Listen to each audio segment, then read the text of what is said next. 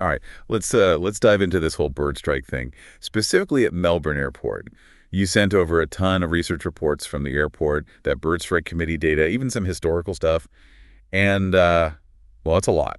Yeah, there's definitely a lot to unpack there. So we're gonna try to figure out, what makes Melbourne like the bird strike hotspot that it seems to be. Right, because it's more than just bad luck. There are things that make some airports worse than others for this. Yeah, and it's not just like a minor inconvenience, right? I was reading about how in the U.S. alone, bird strikes cost millions of dollars every year. Yeah, the costs can be staggering, and that's not even considering the potential for, a truly serious accident. Exactly, like that tragic incident in Australia back in '77 with the F-111 and the Pelicans. Right, a very sobering reminder of why this is such a serious issue. Absolutely. So let's zero in on Melbourne Airport. What's the situation there? Well, Melbourne's Australia's second largest airport, so right off the bat, they're dealing with a massive amount of air traffic. And in recent years, they've seen this concerning uptick in bird strikes. Okay, so busy airport, lots of birds, but I'm guessing it's not just about the sheer number of birds, right? No, not at all. The types of birds and how they behave, that plays a huge role. And get this, the bird causing the most strikes at Melbourne. It's not some huge hawk or eagle. It's the Australian magpie. Magpies. Really? Those are some tough birds. What is it about them that makes them so hazardous around a runway? Well, first off, they're everywhere in that area, really common. But it's their flight path that makes them a problem. They tend to fly pretty low to the ground, which puts them right in the path of planes during takeoff and landing. Oh, so they're just cruising along and whoosh, there's a jet. I can see how that would be an issue. It's a recipe for disaster, basically. And magpies, they can be aggressive too, especially during nesting season. So you've got these birds with a low flight path, on edge maybe, sharing airspace with planes. Not good. Yeah, not good at all. So magpies are public enemy number one. What other feathered foes are they dealing with at Melbourne? You'd think it'd be the most common birds causing the most trouble, right? But the data, it's kind of all over the place. We've got pigeons, lapwings, even owls. Owls. Now, those are birds I wouldn't expect to see hanging around an airport. Yeah, owls are usually more, quiet forests, not exactly bustling airports. But that's the thing, it's not always the most common ones that cause the most trouble. Even birds that are rarely seen, they can still be involved, which makes it even harder to predict. Like bird strike bingo, you never know what's going to come up next. Exactly. And that highlights the whole challenge airports face trying to manage this. And one thing I found surprising is, the size of the bird doesn't always tell you how much damage it'll cause. Oh, absolutely. People tend to assume a big bird means a big problem, but that's not always true. There was an incident where a tiny house sparrow, like the ones you see at your feeder, caused some serious engine trouble. Wow. A sparrow. It's not the fall that kills you, it's the sudden stop, right? I guess where the bird hits matters more than the size. Exactly. A small bird hitting the wrong spot at the wrong time, it can have a much bigger impact than a larger bird just glancing off a less sensitive area. Okay, so we've got a whole mix of birds, big and small, different behaviors, all potentially dangerous to planes. Yeah. But why Melbourne specifically? Is there something about the airport itself that attracts the birds? Like some kind of, I don't know, bird magnet? Actually, the research suggests it's not about the planes themselves. The airport has pretty consistent air traffic all year round, but the bird strikes, they actually peak in autumn, April and May specifically. Autumn. Huh, that's interesting. I would guess spring or summer, when there are more birds around in general. Yeah, it seems counterintuitive, but remember, we're talking about Australia. Autumn there is the rainy season, and that seems to be a major factor. Some birds, like the sulfur-crested cockatoos, they're actually drawn to the airport because of all the food that pops up after the rain. Oh, so it's like a big grassy buffet for the birds, right, when all the planes are coming and going. Yeah. Not ideal timing. Definitely not ideal. And speaking of timing, the research shows that most of these strikes, they actually happen between 8 a.m. and noon. Oh, is that just because that's when most flights are happening? It's actually more about when the birds are most active, not just the flights. They're out and about, foraging for food, going about their daily routine. It's like their rush hour, and it just happens to coincide with, well, our rush hour in the sky. So basically rush hour for birds and planes all at the same time. Recipe for disaster again. Pretty much. So we know the bird suspects, we know the time of year, even the time of day, But where are these strikes actually happening? Like, we're on the plane or around the airport? This might surprise you, but a whopping 87% of strikes happen at 0 feet, meaning right there on the runways or taxiways. Oh, wow. So it's not like these birds are getting sucked into engines mid-flight or anything. Not usually, no. The vast majority of these collisions are happening right where planes are most vulnerable, taking off or landing, which is actually helpful for the airport because it gives them a specific area to focus on. Makes sense. Better than trying to bird-proof the whole airport, I guess. So they know the where and the when and even the which birds. That must be valuable for figuring out how to, well, prevent these things, right? Absolutely. It lets them focus their bird deterrent strategies right where they're needed most. Okay, that makes sense. But here's the most mind-boggling thing I came across in all this research. Strong winds seem to actually increase the chances of a bird strike. Yeah, it's pretty counterintuitive, right? You'd think strong winds would either, blow the birds away from the airport or at least make it easier for them to maneuver around planes. Exactly. But the data shows that winds between like 50 to 60 kilometers an hour actually correlate with more strikes. Why do you think that is? That's the million-dollar question. And honestly, researchers are still trying to figure it out. There are some possibilities, though. It could be that strong winds make it harder for birds to control their flight, or maybe it's masking the sound of approaching planes, making them less aware of the danger. So instead of helping them avoid the planes, the wind might actually be making them more vulnerable. Yeah, that's one interpretation. It really shows that we need more research into how weather affects bird behavior around airports. And speaking of weather, there's another interesting connection. Rainfall also seems to increase the likelihood of a strike. Huh. Another one that seems backwards. Is this another one of those more birds equals more strikes things? Because, the rain brings out the worms and all that. It's probably part of it, but there might be other factors at play too. Rain could reduce visibility for the birds or even amplify the noise from the airport, making it harder for them to avoid planes. It's like trying to cross a busy street in a downpour, only with, giant metal birds flying around. And this isn't just a Melbourne thing, is it? The research mentioned that US and UK airports are seeing the same thing. Yeah, the connection between rainfall and bird strikes seems to be a global thing. Definitely a pattern that needs more investigation. So basically what we've learned so far is that bird strikes, they're not just some random bad luck event. It's about specific birds, specific times of year, even specific weather patterns. Exactly. And it's this complex interaction of factors that makes this issue so challenging for airports all over the world. And it's not like Melbourne Airport is just ignoring the problem. They've got all kinds of bird management strategies, waste control, habitat modification, even using things to scare the birds away. Yeah, they've got a whole program in place. But here's the thing. Even with all that, the strike rate is still going up. Oh, that's a little worrying. If they're already doing so much, what more can they do? That's a great question, and that's what we're going to get into next. What are the next level defenses? What new strategies might be needed as air travel keeps growing? All right, this is already fascinating and a little bit scary, to be honest. I'm definitely curious to hear what else the research has to say. Me too, me too. There's a lot more to unpack here. It's almost like we're in this arms race with the birds, We come up with some new way to keep them away, and they just adapt, find a way around it. Pretty impressive, actually. Yeah, and as you said, the strike rate's still going up at Melbourne, even with all the measures they've got. So what's next? What's the next level of defense? Well, technology is playing a bigger and bigger role. We're talking like bird detection radar, laser systems to deter them, even drones that are programmed to, mimic predatory birds. Lasers and bird-scaring drones. That sounds like something straight out of a movie. Yeah, it's pretty high-tech stuff, but it's not just about scaring them off. It's also about understanding how they move, predicting where they'll go. So you need high-tech tools and good old-fashioned bird-watching knowledge. You got to know your enemy. Yeah. Right.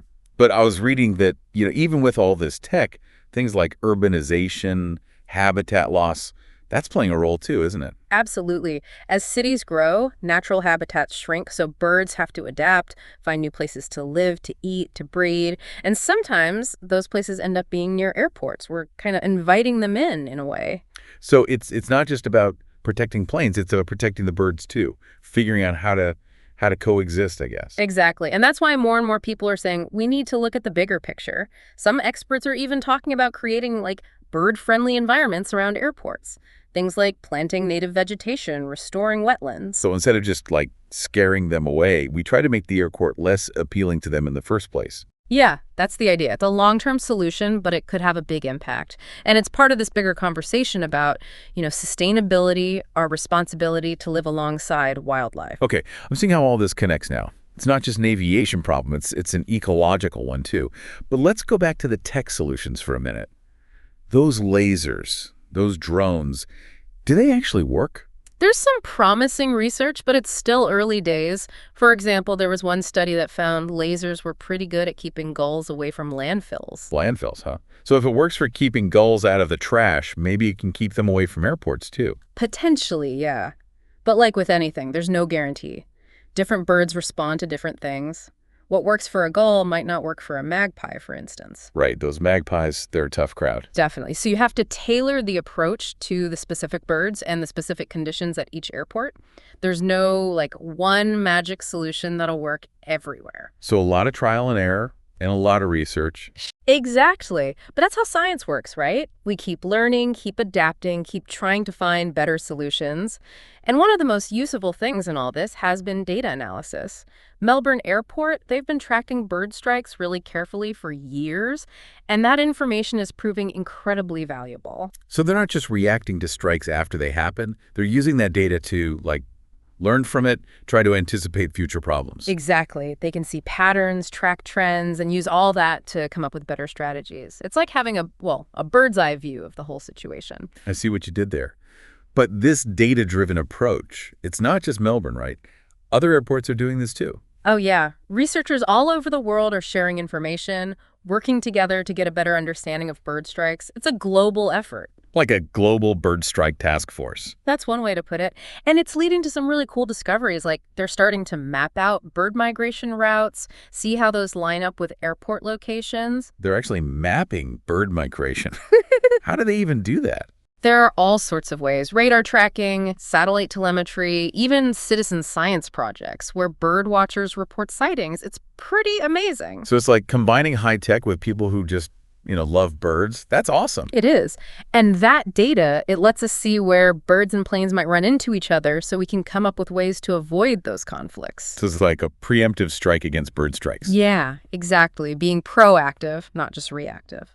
But this brings up a good question. If we're getting so good at predicting and preventing these things, why are they still on the rise? We talked about urbanization, but is there more to it? Yeah, that's what I was wondering too. If we're getting better at this, shouldn't the number of strikes be going down? Well, that's where things get even more complicated. There are a few big challenges that are working against us, even as we get better at prevention. Okay, I'm listening. What are these challenges? Well, the simplest one is just that air travel itself is increasing. More flights, more planes in the sky means more chances for a bird strike. It's just basic math. So even if we could prevent, every bird strike on any given flight, the fact that there are more flights overall means there's still going to be more incidents. Exactly. It's like trying to prevent car accidents. Right. Even with all the safety features, all the rules of the road, the more cars there are, the higher the risk. Okay, that makes sense. So more flights is one challenge. What else? The other big one is climate change. As the climate changes, bird migration routes and behaviors are changing too. It's like trying to hit a moving target. Great analogy. So the birds are adapting to a changing world, and we have to adapt our approach to bird strike prevention too. Exactly. And that brings us to the big question. Where do we go from here? How do we deal with more flights, a changing climate, and birds that are constantly adapting? Yeah, it's a lot to juggle. And I'm guessing there's no easy answer. Unfortunately, no. But what we can do is keep learning, keep innovating, keep working together. So more deep dives into the world of bird strikes then. Absolutely. And who knows what we'll discover along the way. All this talk about technology and bird strikes, it makes me wonder if there are ways to work with nature instead of always trying to outsmart it. Yeah, that's a really interesting thought. And you're right, some of the newer approaches are actually doing just that, harnessing the power of nature itself. No, okay, now you've got me curious. What kind of nature-inspired solutions are we talking about? One that's getting a lot of attention is using trained birds of prey. Wait, like falcons? Hawks? Bringing in the big guns? Exactly. Falconry, it's been used for centuries, for hunting, managing bird populations, and now they're adapting it for airport safety. These trained raptors, they're incredibly good at scaring off other birds. Just their presence can send a whole flock scattering. So it's like They're hiring feathered security guards to patrol the airspace. I bet that's a lot more fun to watch than a laser show. It's definitely a sight to see. And you could argue it's a more humane approach than some of the other methods out there. So falconry is one way to use nature. Any other examples? Another interesting one is manipulating the habitat around airports, making it less attractive to birds, but in a specific way. We were talking before about making things more bird-friendly.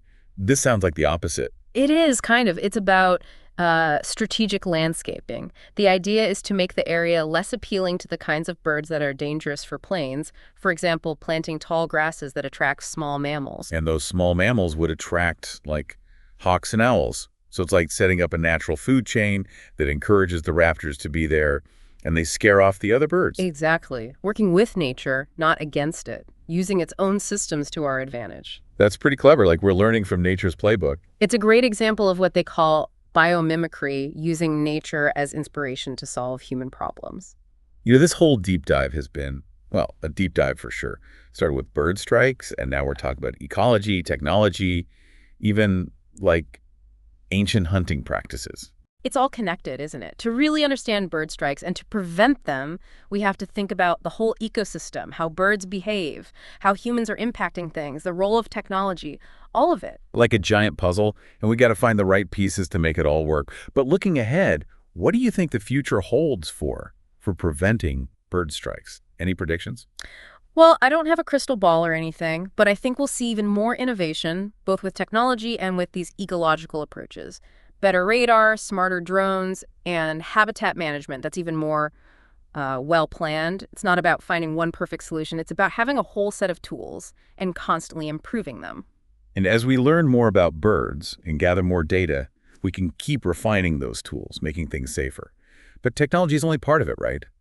What about the human side of things? What can pilots and air traffic controllers do? Oh, that's a huge part of it. Pilot awareness, training, that's crucial. Pilots need to be super vigilant, especially when they're taking off and landing, knowing their surroundings, knowing where the bird hotspots are, being ready to take action if they need to. So it's like a whole team effort. Pilots, air traffic control, the researchers, everyone working together to keep things safe. Exactly. Everyone's got a role to play. Well, I think we've covered a lot of ground today. Yeah. From the specific stuff at Melbourne Airport to, like, the bigger picture of aviation safety. Definitely. Hopefully our listeners have a better understanding of, well, how complicated this issue really is, but how important it is. I know I do. And I'm feeling optimistic, honestly. As long as we keep learning, keep coming up with new ideas, I think we can find that balance between protecting birds and keeping air travel safe. It's a tough challenge, no doubt, but with collaboration and a real commitment to finding sustainable solutions, I think we can do it. Thanks for taking this deep dive with me. Absolutely. And to everyone listening, thanks for joining us on this fascinating journey into the world of bird strikes. Until next time, keep your eyes on the skies, and remember, knowledge is power.